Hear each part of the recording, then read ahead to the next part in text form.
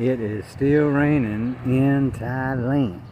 On the way to 7-Eleven in the rain, drizzling rain, but it's okay. The sun is coming back out. Promising day ahead.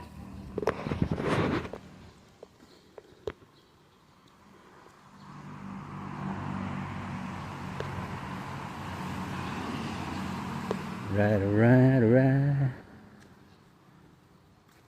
At least it ain't raining hard. Just a light sprinkle.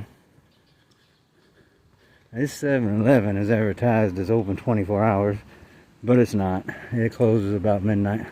I don't know if any of them are open 24 hours. See, the pool got a little high with all the rain. They have a pretty good treatment of the pool here. Unlike in the States, the doggies chilling out in the rain and the sun, chilling.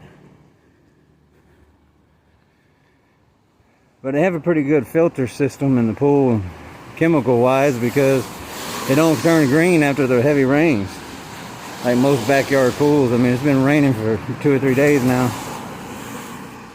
Pools still look great, clear. So, go over here in 7-Eleven, grab Pringles, and a candy bar, then I'm gonna go to Big C. So,